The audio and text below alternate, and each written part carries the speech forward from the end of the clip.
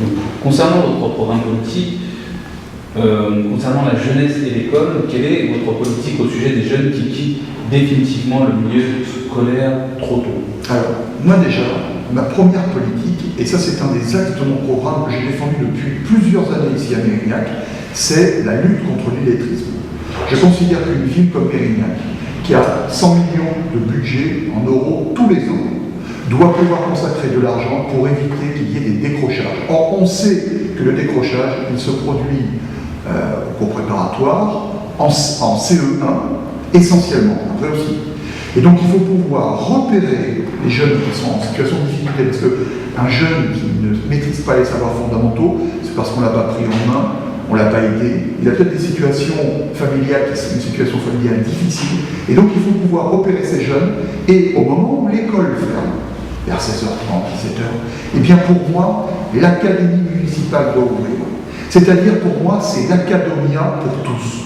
Moi j'ai eu la chance de pouvoir offrir à des gamins parfois des cours pour les aider à se remettre à niveau. Je veux absolument que la ville de Mérignac consacre à ces jeunes le moyen de maîtriser les savoirs fondamentaux. J'ai compté combien cela coûtait. Cela coûte moins de 1 million par an. Alors pour moi, qu'est-ce que c'est qu'apporter une aide, pas seulement une aide aux devoirs, mais un encadrement qui permette d'éviter de décrocher?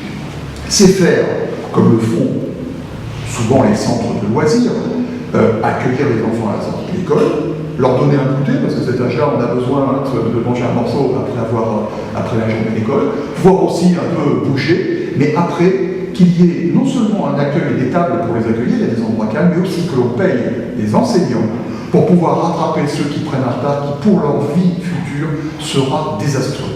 Et donc en fait, mon attitude, c'est une attitude, comment dirais-je, de prévention. Enfin, c'est pas vraiment de la prévention, c'est de la prévention curative, si vous voulez. C'est faire en sorte qu'on repère les gamins qui en ont besoin et qu'on les aide tout de suite, sans attendre qu'après, ils soient en situation d'échec, parce qu'ils ne savent pas suffisamment lire, suffisamment écrire, suffisamment compter. Et dans une société comme aujourd'hui, où on est tous en train de lire des écrans sur Internet, donc de lire, on est obligé de compter, on est obligé de comprendre des contrats pour louer sa maison, pour entretenir son véhicule, enfin, tous les actes de la vie. Il faut impérativement que ces savoirs fondamentaux soient maîtrisés. Alors si on attend que l'éducation nationale se réveille, moi je suis d'accord, on va attendre un certain nombre d'années, parce que c'est une grosse machine. Quand on a des moyens sur le plan local, eh bien on supprime ce qui concerne le superflu et on le verse au profit du savoir de ces enfants qui seront, ne l'oublions pas, ceux qui paieront nos retraites demain. Au sujet du trafic de drogue, comment comptez-vous y remédier? Alors, moi je compte renforcer les moyens de la police municipale, puisque c'est celle qui est sous l'autorité du maire, parce que je pense que la présence pacifiste, préventive de la police sur le terrain, ça permet d'abord de nouer des liens, et avec un relais avec des éducateurs, toujours pareil, de repérer ceux qui vont mal, parce qu'un trafic de drogue, c'est quoi? C'est souvent des gamins qui savent qu'ils sont en échec et qui n'ont pas d'autre avenir que celui d'aller faire de l'argent avec des trafics qui sont illicites et en tout cas néfastes à la santé publique, ça c'est certain. Surtout qu'en plus on sait aujourd'hui que la drogue qu'on nous vend, c'est pas la drogue qu'on nous vendait il y a 20 ans. Elle est beaucoup plus nocive, beaucoup plus addictive.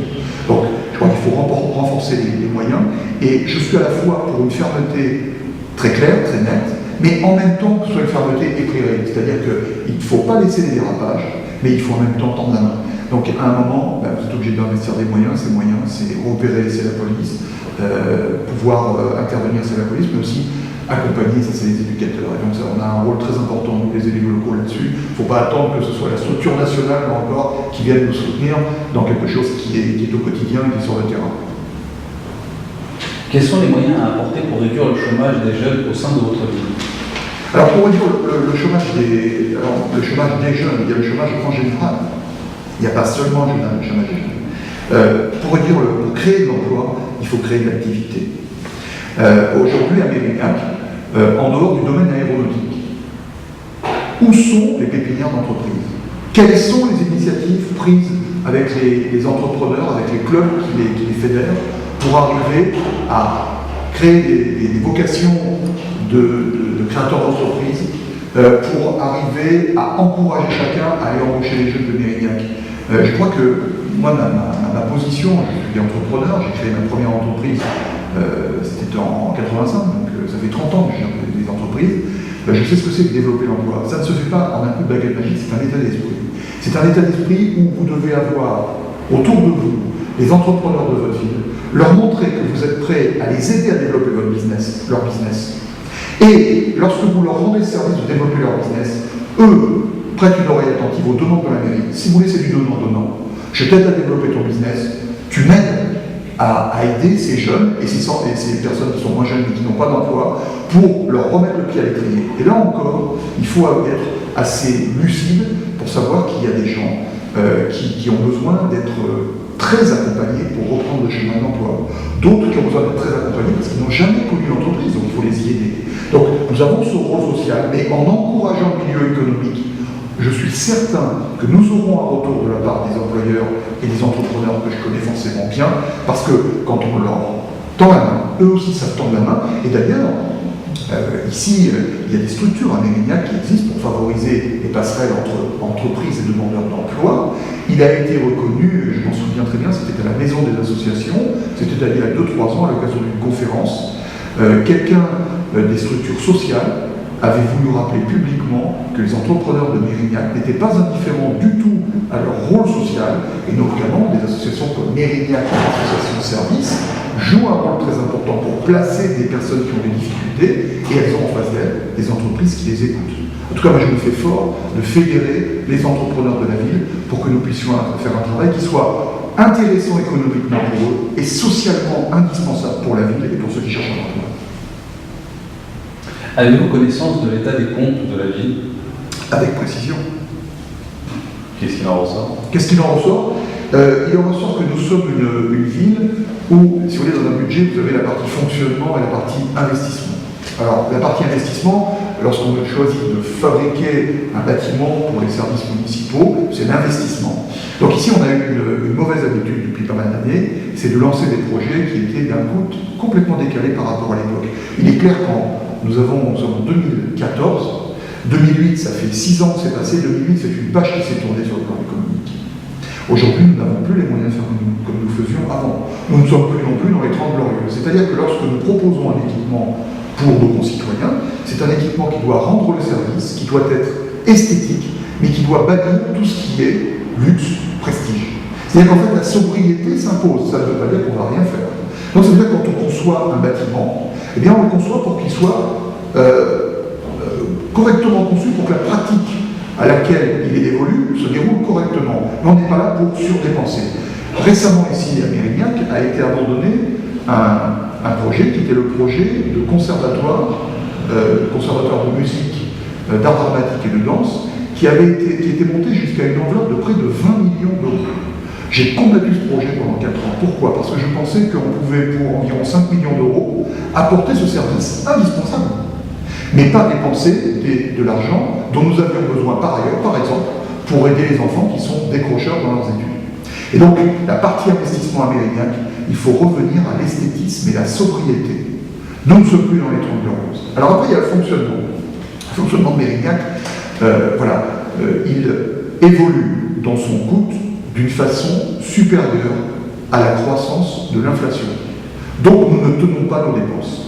Voilà. Je ne fais pas d'autres commentaires. Quand on est père de famille, on gère son budget avec les fonds dont on dispose et on s'arrange pour, bien sûr, garder un petit peu d'épargne.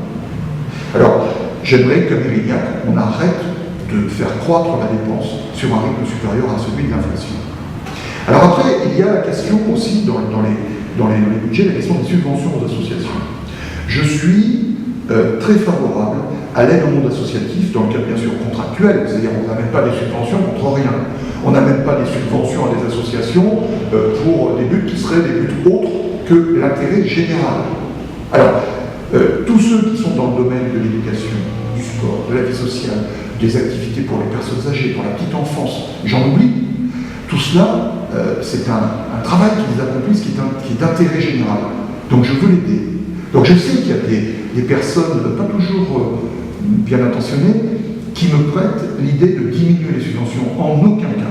Les subventions, non seulement elles sont maintenues, mais dans certains cas augmentées, parce que je sais trop bien la valeur qu'il faut attribuer au travail qui est accompli dans le domaine social, sportif, de la solidarité, tous les domaines qui concernent la vie courante. Ça, c'est une richesse pour tous. Je veux l'encourager. que ce soit bien net pour vous. Donc, dans le domaine du budget, pour finir, je veux qu'il y ait une sincérité.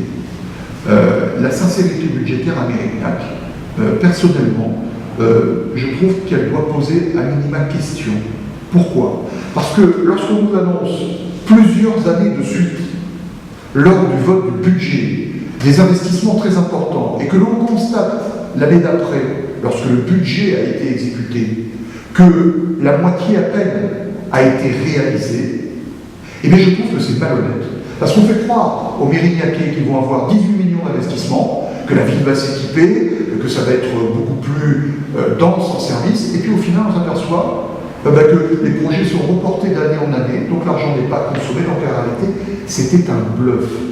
Moi je veux que ce soit une sincérité dans les comptes de la ville, c'est-à-dire qu'on annonce la couleur. Alors il y a un dernier volet dans les comptes de la ville, qui est la résultante de tout ce que je viens de vous dire, ce sont les impôts. Mérignac a les moyens, non pas de maintenir, mais de baisser la taxe d'habitation dès 2015. Alors pourquoi est-ce que je dis ça? Parce que tous les ans, comme je suis un observateur extrêmement attentif du budget, je constate que lorsque le budget est exécuté, il y a des restes. Voilà, un budget supplémentaire. Et ce budget supplémentaire, il permet parfaitement de consacrer une partie à la baisse de la taxe d'habitation. Les Mérignacais, comme beaucoup de gens en France, ont besoin qu'on leur rende du pouvoir d'achat. Et bien voilà, c'est l'occasion. Nous avons un budget supplémentaire, on peut le réduire, et rendre cet argent aux Mérignacais pour qu'ils puissent avoir plus de facilité dans leur vie, pour qu'ils ne soient pas condamnés systématiquement aux hausses d'impôts. Personnellement, je réclame cette attitude depuis 19 ans que je suis à la mairie.